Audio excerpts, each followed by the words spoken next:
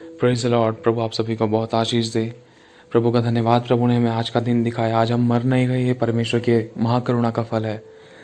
आज छोटी सी कुछ बात शेयर करनी है आप सभी से कि जब भी आप रात को आज सो या कभी भी आप सोते हो तो प्लीज़ ये रोज़ाना का रूटीन बांधने की कोशिश करना। परमेश्वर का आत्मा आपसे बात करेगा कि सोने से पहले परमेश्वर की बाट जो हो उसका इंतज़ार करो। जैसे इंसान किसी सेलिब्रिटी का इंतज़ार करता है ना, तो हमें हमारा सेलिब्रिटी से बढ़कर हमारा बनाने वाला परमेश्वर है, हमें उसका इंतज़ार करना है। हम बहुत बार तो प्रार्थना करके हट जाते हैं, लेकिन कभी उसकी बाट नहीं जोते हैं, उसका इंतज़ार नहीं करते हैं, उसकी सुनने की कोशिश नहीं करते हैं। जैसा कि परमेश्वर ने एक वचन में लिखा है, मलाकी 1:6 में लिखा है, पुत्र पिता का और दास स्वामी का आदर करता है। यदि मैं पिता हूँ तो मेरा आदर कहाँ है। हम अपनी ज़रूरत की चीज़ें, अपनी ज़रूरत की प्रार्थनाएं करके अपनी लिस्ट लगा के प्रभु के सामने से और अपना काम बनाकर हम चल देते हैं, लेकिन कभी प्रभु का हम इंतज़ार नहीं करते। प्रभु कहता है कि मेरा आदर कहाँ है। हम अगर उसका आदर करते हैं तो हम उसकी बाट भी जोहेंगे। बहुत बार हो जाती है गलतियाँ, कभी कभी इंसान बिजी हो जाता है या थक जाता है, लेकिन हमें अपनी तरफ से पूरी कोशिश करनी है। आज खुदा का आत्मा आपसे बात करना चाहता है, वो अपनी दिल की बातें शेयर करना चाहता है। उसको पृथ्वी पर कोई ऐसा मनुष्य नहीं मिल पा रहा है। लिखा है ना कि परमेश्वर की दृष्टि, परमेश्वर बड़ी आशा भरी निगाहों से अपने पुत्रों के प्रकट होने की बाट जो रहा है। ये पृथ्वी बड़े आशा भरी निगाहों से परमेश्वर के पुत्रों के प्रकट होने की बाट जो रही है। परमेश्वर ऐसे सच्चे आराधकों को ढूंढ रहा है जो आत्मा और सच्चाई से उसकी आराधना कर सके। धरती पर है कौन ऐसा? अगर आप हैं तो प्लीज़ उसके साथ संगति करें, उसका इज्जत करें, उसका मान सम्मान करें और उसकी सुनने की कोशिश करें। तो कुछ देर, कुछ समय, 5 मिनट, 10 मिनट, 15 मिनट, जितना ज़्यादा हो सके उतना ज़्यादा बैठने की कोशिश करें। खुदा का आत्मा आपसे ज़रूर बात करेगा, आपको अपने रेमा के द्वारा बात करेगा, आपको वचन देगा, आपको दर्शन दिखाएगा, आपकी मन की आंखें ज्योतिर्मय करेगा। प्रार्थना करें और उसके साथ बैठे। और लिखा है, पुत्र पिता का और दास स्वामी का आदर करता है। यदि मैं पिता हूँ तो मेरा आदर कहाँ है। परमेश्वर हमसे पूछता है कि मेरा आदर कहाँ है। हम तो बहुत बार परमेश्वर को इस्तेमाल कर लेते हैं, जैसे कुछ खाने की चीज़ खरीद कर उसमें से खाने की चीज़ को निकाल कर, अपने लाभ की चीज़ को निकाल कर उसको फेंक देते हैं। जैसे दूध के अंदर से मक्खी निकाल दिया और दूध पी लिया, मतलब अपने फ़ायदे के लिए इट्स लाइक ATM की तरह यूज़ करते हैं। लेकिन परमेश्वर पिता का कभी आदर नहीं करते। पूरे दिन हमें संभाला, उसका कभी धन्यवाद नहीं करते। और आगे लिखा है, और यदि मैं स्वामी हूँ तो मेरा भय मानने वाला कहाँ है।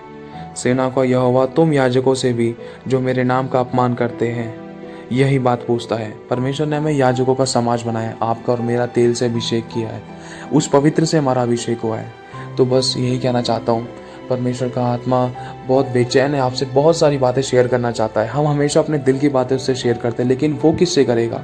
लेकिन जब वो करने को आता है ना, तो हम बहुत जल्दी उठ जाते हैं। कुछ ना कुछ ज़रूरतें या फ़ोन के नोटिफिकेशंस या कुछ ना कुछ ऐसी बातें, कभी कभी तो अपने विचारों को, अपने विचारों में बातों में इतना कंफ्यूज हो जाते हैं, इतना बढ़ जाते हैं, ऐसी सी अपना टाइम टेबल सिचुएशन बना लेते हैं कि खुदा के उपस्थिति में हम बैठ तो जाते हैं, लेकिन हमारा कनेक्शन नहीं हो पाता है। हमारे मन में दुनियावी विचार, दुनियावी काम, दुनियावी बातें रहती हैं। बस अपने आप को हमें संसार से अलग करके परमेश्वर के साथ संगति करनी है। सच में मैं फिर से बोलता हूँ, मैं नहीं, खुदा का आत्मा बोल रहा है। इस बात पर विश्वास करो। बहुत सी ऐसी बातें जो खुदा आपको अपने दिल की बातें बताना चाहता है। आने वाले समय में क्या होने वाला है वो प्रकट करना चाहता है परमेश्वर, अपना मर्म। उसका वचन कहता है कि जो भी बातें होने वाली होती हैं या जो बातें परमेश्वर करने वाला होता है, करना चाहता है, उस बातों को परमेश्वर अपने लोगों पर प्रकट करता है, अपने भविष्यद्वक्ताओं पर प्रकट करता है, अपना मर्म प्रकट करता है। तो हम सब उसके भविष्यद्वक्ता हैं, हम सब उसके याजक हैं। तो प्लीज़ आप परमेश्वर के साथ संगति करें और परमेश्वर की बाट जो है उसका इंतज़ार करें कि प्रभु तू मुझसे बात कर, मुझे दर्शन दिखा, मुझसे बात कर। ये जिस कारण मैं तुझे देख नहीं पा रहा हूँ, सुन नहीं पा रहा हूँ, प्रभु मेरे वो सभी पापों को क्षमा कर दे, मुझे नया बना दे। यीशु तेरे लहू से मुझे धो दे। मैं अपने आप को दीन और शून्य और नम्र करता हूँ, तेरे बगैर मैं कुछ भी नहीं। बिल्कुल तोड़ दे अपने आप को, बिल्कुल छोटा बना दे अपने आप को, क्योंकि लिखा है ना, जो छोटा होएगा, जो अपने आप को छोटा करेगा वो बड़ा किया जाएगा, और जो अपने आप को बड़ा करेगा वो छोटा किया जाएगा। और एक जगह ये भी लिखा है कि तुम होठों से तो मेरा आदर करते हो, लेकिन तुम्हारा मन मुझसे लगा नहीं है। बस मैं फिर से एक बार कहना चाहता हूँ, प्लीज़, खुदा का आत्मा बहुत रोता है। लिखा है ना कि यीशु रोया, सच में वो सच में रोया। क्यों? क्योंकि उसके दिल का हाल पूछने वाला कोई नहीं है। कोई नहीं है उसके दिल का हाल पूछने वाला, सिर्फ पिता ही है। और लिखा है कि पिता ने हमारे अधर्म का बोझ यीशु पर लाद दिया। परमेश्वर पिता को यह भाया कि वो हमारे लिए दुख उठाए और क्रूज पर दर्दनाक मौत को सहे। उसने गाली के बदले गाली नहीं दी, उसने हमारे हर प्रकार की समस्या को खत्म किया, हमारा बोझ उठा लिया, हमें आजाद किया, स्वतंत्र किया, हमारे पापों का बोझ भी उठा लिया। उसने कोड़े की मार सही, उसके मुंह पर थूका, इतना दीन और शून्य नम्र कर लिया, हाँ क्रूस की मृत्यु भी सह ली। वो अपना दिल आपसे, मैं क्या बोलना मैं सच बता रहा हूँ कि वो सच में आपसे ना बहुत सारी बातें शेयर करना चाहता है। क्या आप उसकी बातों को सुनना चाहेंगे? ये चुनाव आपका है। बहुत प्यार करता है वो आपसे। आज आप जो हो ना, तो उसी की बदौलत हो। बस प्रभु आपको आशीष दे। इंतज़ार में है वो आज आपके। प्रार्थना में बैठना, इंतज़ार करना उसकी आवाज़ का, उसके उन आंसू को याद करना जो उसने अकेले में प्रार्थना करते करते बहाए हैं। क्योंकि वो वध किया हुआ मेमना अपने पिता के सिंहासन के सामने चुपचाप खड़ा रहता है, जैसे कि भेड़ी ऊन कतरने के समय, भेड़ वध होने के समय खड़ी रहती है, बिल्कुल चुपचाप कि अब उसके वध होने का समय आ चुका है।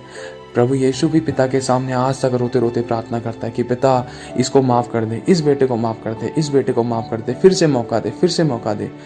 तो हमें बार बार पाप करके ना यीशु के घाव को नहीं कुरेदना है। तो प्रभु बहुत आशीष दे आपको।